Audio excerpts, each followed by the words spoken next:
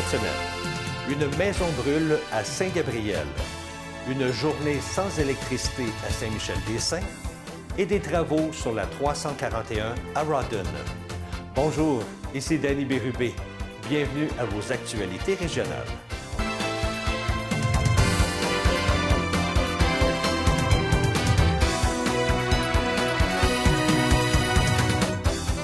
Bonjour à vous.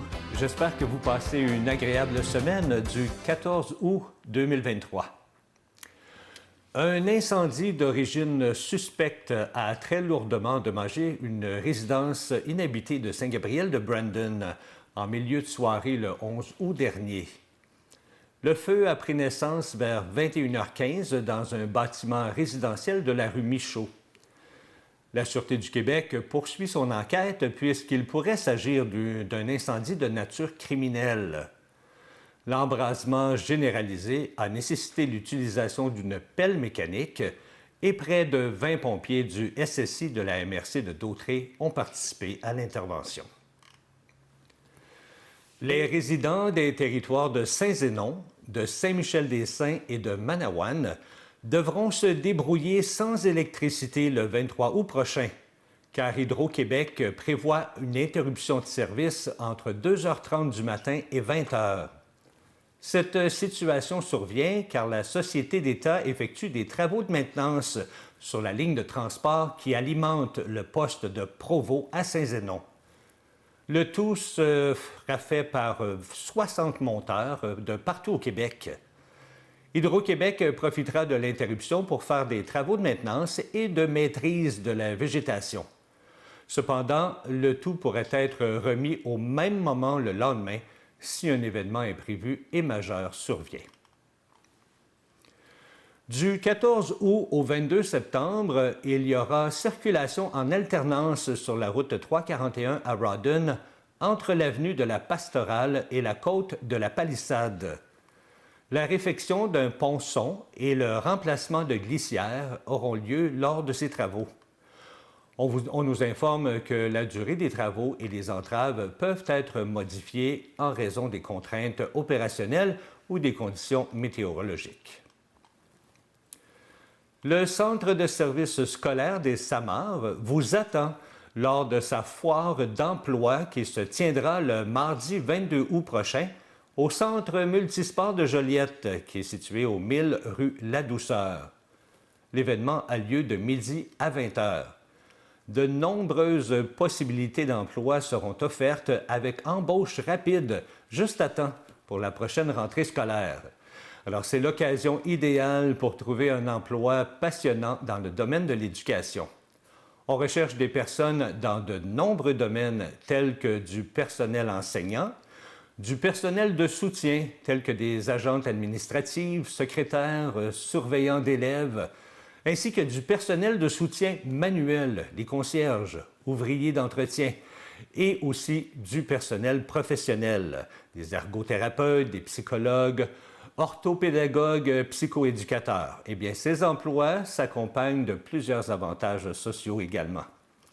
Alors, si le domaine de l'éducation vous intéresse, on vous attend le mardi 22 août pour la foire d'emploi. Deux Joliétains se préparent pour une grande aventure, un voyage en mer sur leur voilier, le Freya. Philippe Rodrigue, musicien de formation, et Laurence Saint-Aubin-Fréchette, enseignante de philosophie au Cégep de l'Assomption, ainsi que leur chat, se lanceront à la découverte des mers de Floride jusqu'à Cozumel. Philippe et Laurence ont complètement changé leur plan pour accomplir leur rêve de partir sur l'eau. Et c'est lors d'un voyage en Thaïlande en 2014 qu'ils ont eu la piqûre pour la plongée sous-marine et de l'océan. Le Freya est présentement amarré à la marina Rive-Nord de Repentigny et depuis la mi-juillet, le couple a mis son appartement en sous-location et réside dans le voilier en attendant de recevoir la batterie pour alimenter le bateau. Une fois cette pièce installée, bien, ils pourront partir pour la Floride. Non pas pour profiter du soleil, mais principalement pour y chasser le poisson lion, une espèce envahissante.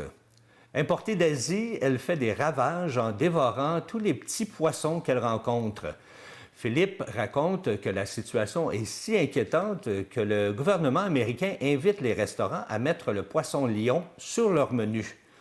Le couple souhaite donc suivre une formation de pêche au harpon pour faire sa part et aider l'écosystème. Ils veulent même inviter des gens sur leur bateau pour organiser des journées de pêche. Leur seconde destination sera Cozumel au Mexique. Ils veulent compléter leur formation de plongée et de cette façon, ils seront aptes à donner des cours de leur côté.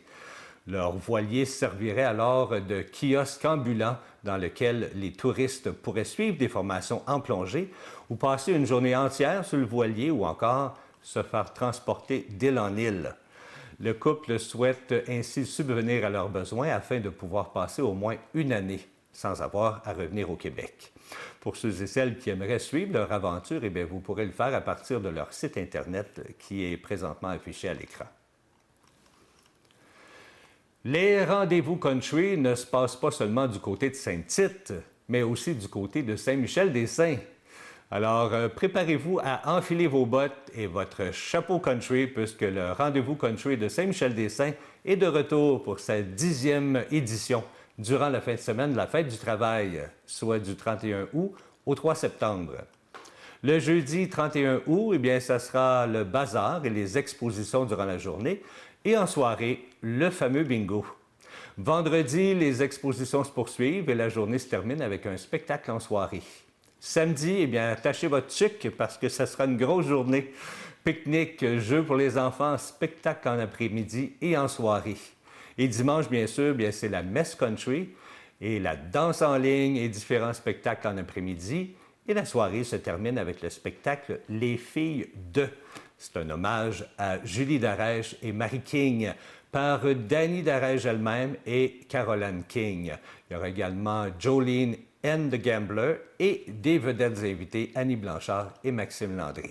Alors, si vous aimez le country, c'est du côté de Saint-Michel-des-Saints que ça se passe durant la grande fin de semaine de la Fête du Travail.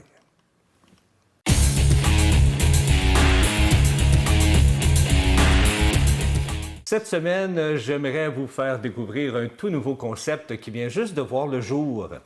Un cimetière écologique qui se veut tourner vers l'avenir en utilisant une application numérique. C'est assez particulier et je vous dirais fort intéressant. Ce cimetière s'appelle la Forêt de la Seconde Vie et il est situé à Sainte-Sophie dans les Laurentides. La semaine dernière, j'ai assisté à leur ouverture de ce nouveau cimetière et les deux propriétaires, Guillaume Marcoux et Richie Darèche, nous expliquent d'où leur est venue cette idée-là. Bienvenue à tous. Merci de vous être déplacés avec toute cette température qui change constamment. Bienvenue au tout premier cimetière éco-forestier, la Forêt de la Seconde Vie. J'ai l'honneur de vous présenter les cofondateurs, les innovateurs de la Forêt de la Seconde Vie, Richie Darèche et Guillaume Marcoux. J'aimerais inviter Richie et Guillaume à nous parler du concept, de leur motivation puis des attraits qu'on peut retrouver sur le site. Donc, sans rentrer dans le détail, parce que ce qu'on se rend compte, c'est qu'on peut vous en parler pendant combien d'heures, mais on a beaucoup de choses à faire aujourd'hui, puis je vous invite à aller visiter dans le site internet forêtlasegondevie.com, tous les détails s'y trouvent. Et même plus. Essentiellement, Forêt de la Seconde Vie, c'est une nouvelle proposition qu'on envoie ici dans l'univers, surtout pour les Québécois, une nouvelle alternative aux cimetières plutôt conventionnels. Qu'est-ce qui est aussi très important, puis pour moi, je le soulève dans toutes les entrevues qu'on a, c'est le legs générationnel qui est hyper important pour moi. Comment dire, Pierre tombale, ça dit certaines choses, définitivement. D'une personne à l'autre, ça a une différente représentation, mais la technologie qui est associée ici avec la croissance d'un arbre, ça fait en sorte que ça perdure.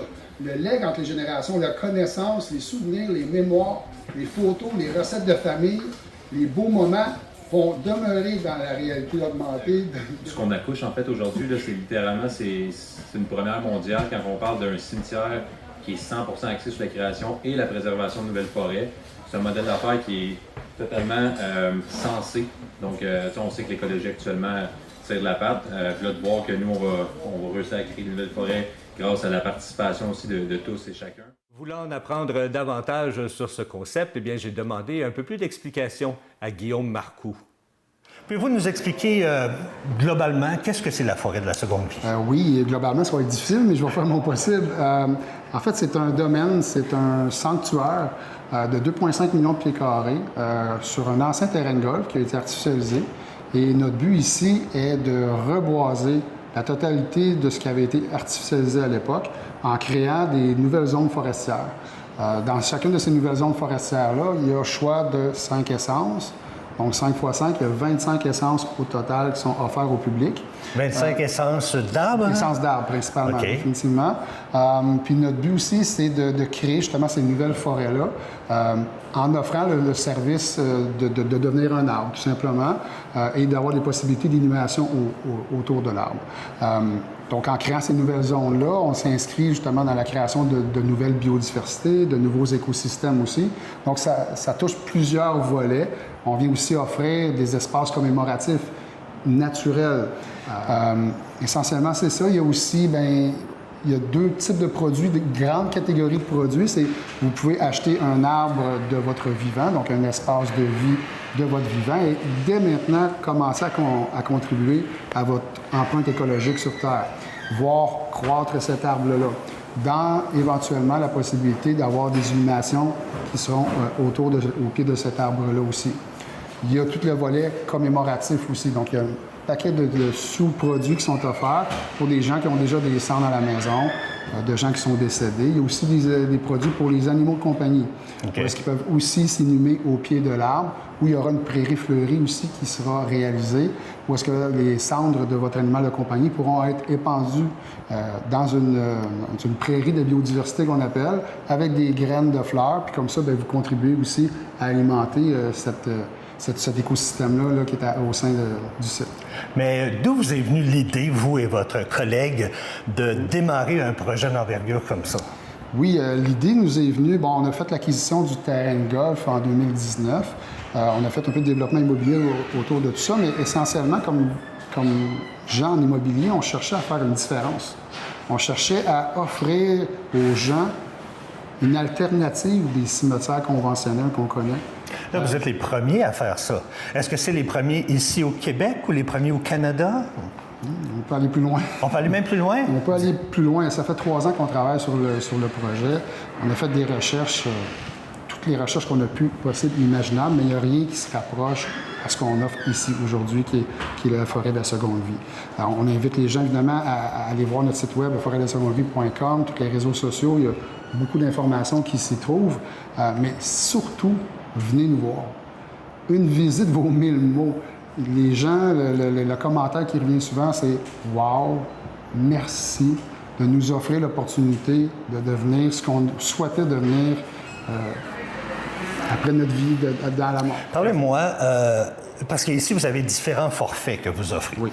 Alors, parlez-moi de ces différents forfaits-là. Ah, des options. Des options. C'est bien dit. Différentes options. Quelles sortes d'options qu'on a ici? Oui, bien, sans trop rentrer dans le détail, parce que moi, je pourrais vous en parler pendant longtemps, mais c'est ça, c'est qu'il y a comme deux possibilités qui sont offertes ici en option. Donc, c'est soit commémoratif, donc, excusez-moi, c'est quelqu'un qui est décédé, ou c'est quelqu'un de sa vie, l'arbre de vie, qui veut tout de suite contribuer, puis créer un sentiment d'appartenance avec l'endroit. Tu sais, c'est notre destination finale. Effectivement. Puis, en cimetière conventionnel, bien, on y va, mais on n'a pas de lien d'attachement. Mais nous, au contraire, ici, avec l'arbre de vie, l'espace de vie, c'est que tu l'achètes de ton vivant. Tu viens en profiter de ton vivant. Tu lègues cette croissance-là. Puis même si ça vient c'est un élément quand même assez fort, c'est que nous, on va tourner une vidéo commémorative. OK. C'est quand vous allez acheter votre arbre, planter, enraciner votre arbre. Puis notre slogan, c'est « Enracinons-nous ». C'est que vous allez tourner une vidéo faite par des professionnels ici. Vous allez léguer le dernier message à vos proches. Puis au moment de votre mort, le système, nous, on va libérer la vidéo aux membres de votre famille qui vont vous entendre X nombre d'années en arrière, vous-même vous laisser dans les derniers messages à vos proches. Vous parlez aussi que vous êtes avant-gardiste parce que vous rentrez dans l'ère numérique avec ce cimetière-là. Expliquez-nous un petit peu c'est quoi le concept de l'ère numérique. Oui, l'ère numérique, en fait, aussi, c'est pour être écologique. Parce que, comme je vous ai dit tantôt, vu que la forêt n'a aucune identification, n'a aucune plaque, aucun code QR, donc nous, on a voulu vraiment limiter les types de produits qui étaient utilisés. Donc, essentiellement, excusez-moi, la forêt, ça va être une forêt. À terme, si vous allez vous promener dans une forêt comme vous vous promenez derrière chez vous, dans un parc quelconque. Donc, pour ne pas avoir à consommer des produits, le transport, etc., on a opté pour le volet technologique.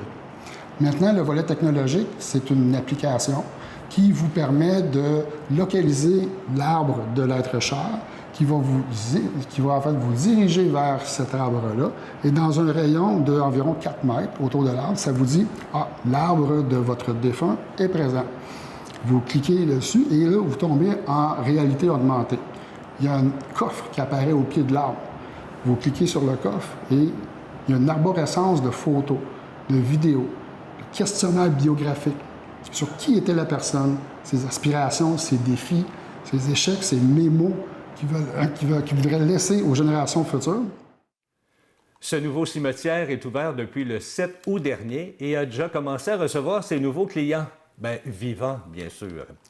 Cette conférence de presse s'est également déroulée avec la participation de la très talentueuse Suzy Villeneuve.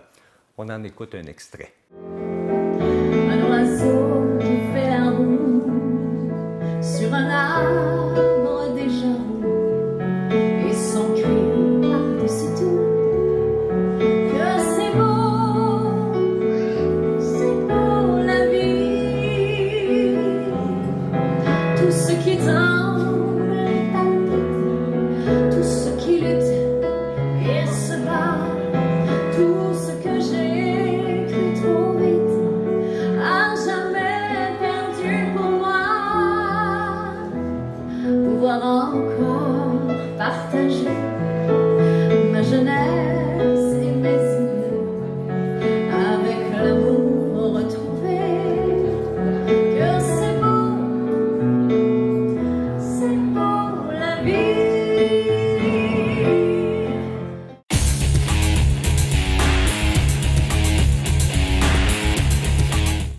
Qui ne connaît pas Jacques Rougeau, cet ancien lutteur et aussi frère de Raymond Rougeau, maire de Radun? Eh bien, Jacques marque de nouveau l'histoire de la lutte en devenant le premier athlète intronisé au temple de la renommée de Project X Wrestling. Le Lanaudois a reçu cet immense honneur le 4 août dernier à l'aréna de Capréole, une communauté située dans la ville du Grand Sudbury en Ontario. Il a précisé que même si la plaque est à son nom, eh bien cet honneur appartient à toute la famille Rougeau, car c'est une histoire de 4 générations. Jacques Rougeau a d'ailleurs profité de cette importante soirée pour rendre un bel hommage à son frère Raymond, avec qui il a formé le duo de Fabulous Rougeau Brothers. Rappelons qu'ensemble, ils ont lutté au sein de la World Wrestling Federation de 1986 à 1990. Eh bien, c'est à l'âge de 17 ans que Jacques Rougeau a commencé sa carrière professionnelle. Puis après la retraite de son frère Raymond en 1990, Jacques est revenu dans la fédération en tant que de Mountie. Il a ensuite fait équipe avec Carl Ouellette, aux côtés de qui il a gagné à 3 reprises le championnat du monde par équipe de la WWF. Puis en 1997, Jacques Rougeau avait battu au Centre Bell le légendaire Hulk Hogan. Je m'en souviens, moi, de ça. Après sa retraite, eh bien, le lutteur a ouvert une école de lutte à Montréal et en 2022, il a lancé l'imposante compétition Lutte Academy afin de faire progresser la carrière de lutteur de la prochaine génération. Il s'est dit très fier d'inaugurer ce premier temple de la renommée canadien et dédié à la lutte professionnelle. Et il dit aussi que c'était un week-end de rêve, que c'était surréel et très émouvant. Voilà, c'est ce qui complète vos actualités régionales. Si vous avez été une témoin d'une nouvelle, faites-nous le savoir en nous écrivant ici à CTB-TV. Cette semaine, ne manquez pas l'émission Au cœur de l'artiste. Très belle émission. C'était Danny Bérubé pour vos actualités régionales. Bonne journée.